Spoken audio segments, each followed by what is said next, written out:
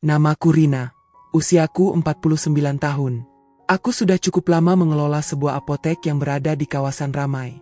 Sejak suamiku meninggal, hampir semua urusan apotek aku tangani sendiri. Mulai dari mengatur stok obat, melayani pelanggan, sampai memastikan pesanan yang harus dikirim sudah siap. Karena apotekku sering menerima pesanan dari beberapa tempat, aku membutuhkan jasa kurir untuk mengantar obat. Salah satu kurir yang cukup sering datang bernama Andi. Usianya 26 tahun. Orangnya sederhana, sopan, dan tidak banyak bicara. Setiap datang, ia selalu memastikan nama penerima dan jumlah paket sebelum berangkat. Bu Rina, pesanan ini sudah lengkap. Sudah, Andi. Tolong hati-hati membawanya. Siap, Bu. Aku mulai mengenalnya karena hampir setiap hari ia datang.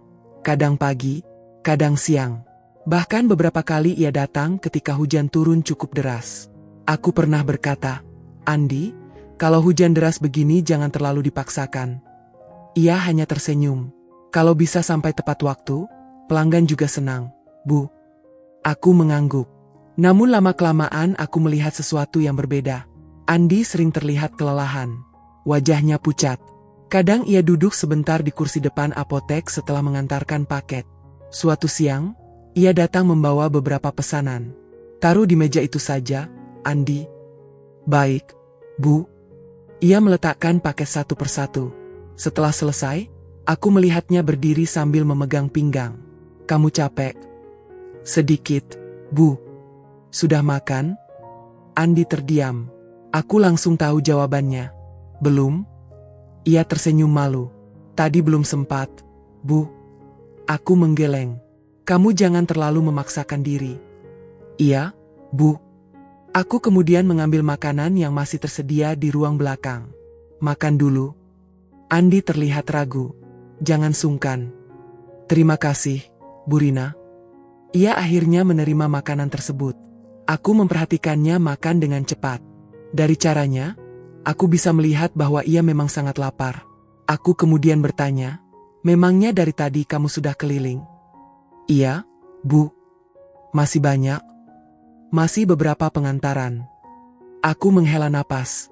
Kalau begitu setelah makan, istirahat sebentar. Andi mengangguk. Hari itu aku mulai menyadari bahwa pemuda tersebut mungkin sedang menghadapi masalah yang cukup berat. Beberapa hari kemudian, Andi kembali datang. Kali ini ia membawa satu kardus obat yang cukup besar.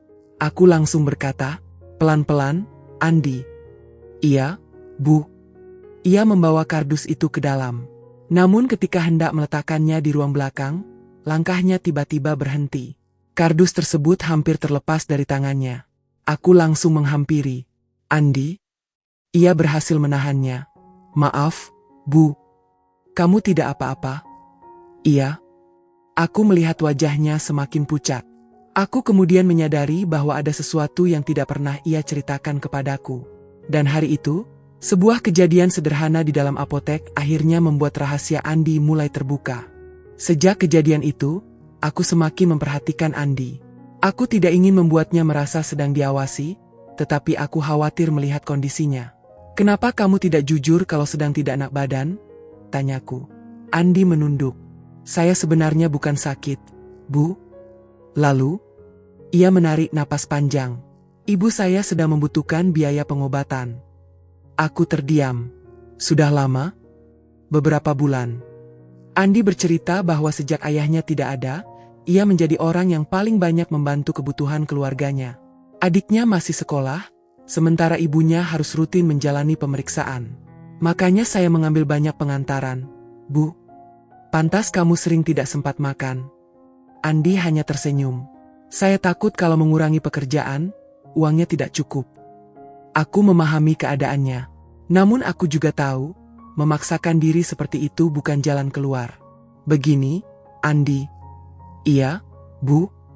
Apotek sedang membutuhkan bantuan tambahan untuk mengantar beberapa pesanan di sekitar sini. Andi langsung menatapku. Jadi, kalau kamu mau, kamu bisa mengambil pekerjaan tambahan itu. Ada bayaran terpisah. Wajah Andi terlihat terkejut. Serius, Bu? Iya, tapi jangan sampai pekerjaan utamamu terganggu. Saya mau, Bu. Aku tersenyum. Kerjakan dengan baik. Sejak hari itu, Andi mulai membantu mengantar pesanan apotek yang jaraknya tidak terlalu jauh. Jadwalnya kuatur agar tidak membuatnya kelelahan. Beberapa minggu kemudian, aku melihat perubahan pada dirinya. Ia masih bekerja keras, tetapi tidak lagi terburu-buru seperti sebelumnya. Suatu sore, setelah menyelesaikan beberapa pesanan, Andi kembali ke apotek. "Bu Rina." "Iya, terima kasih." "Untuk apa?" "Pekerjaan tambahan ini sangat membantu." Aku tersenyum. "Bagus kalau begitu." Andi kemudian bercerita bahwa ia sudah bisa membayar beberapa kebutuhan ibunya tanpa harus mengambil terlalu banyak pengantaran. Aku merasa lega. Namun saat hendak pergi, Andi tiba-tiba berhenti. "Bu." "Iya?" "Saya dulu sempat berpikir tidak ada jalan keluar." Aku menatapnya. Ternyata saya cuma belum menemukan jalan yang tepat. Aku tersenyum. "Kadang memang begitu." Andi kemudian tertawa kecil. Aku ikut tertawa. Namun sore itu terjadi sebuah kejadian kecil yang membuat kami sama-sama terkejut. Ketika Andi membawa beberapa botol cairan ke ruang belakang, salah satu wadah yang berada di meja tersenggol. Cairannya tumpah cukup banyak, bahkan sampai luber di karpet. Andi langsung panik. "Maaf, Bu." Aku segera berkata, "Tenang, jangan panik." Kami langsung membersihkan karpet bersama-sama. Andi terlihat sangat takut aku akan marah. Aku justru tersenyum. Namanya juga kecelakaan. Ia menghela napas lega. Dan dari kejadian sederhana itu, aku semakin yakin bahwa keputusan untuk memberikan kesempatan kepada Andi adalah keputusan yang tepat. Tetapi aku belum tahu, setelah kejadian tersebut, Andi akan melakukan sesuatu yang membuatku benar-benar terkejut. Sejak kejadian di ruang belakang itu, aku justru semakin memperhatikan Andi. Bukan karena aku masih memikirkan karpet yang terkena tumpahan, tetapi karena aku melihat perubahan dalam dirinya. Ia tidak lagi terlihat setegang sebelumnya. Beberapa hari kemudian, Andi datang lebih pagi. "Bu Rina."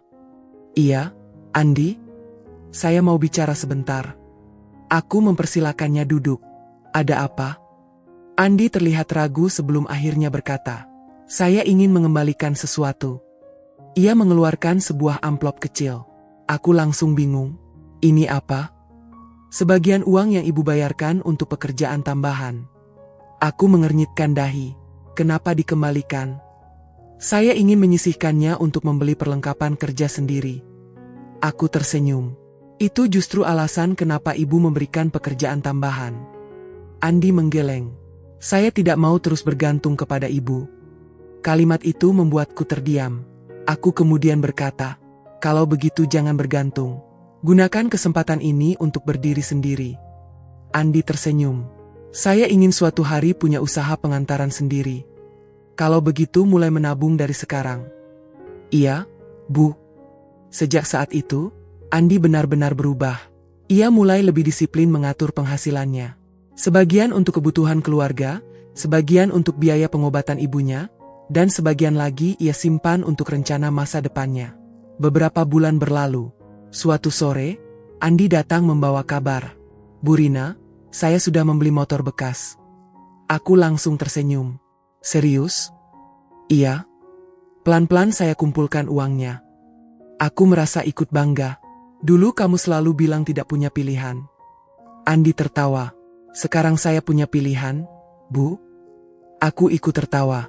Ternyata kejadian sederhana di apotek, termasuk ketika cairan sampai luber di karpet, menjadi awal dari percakapan yang mengubah cara pandang Andi terhadap hidupnya.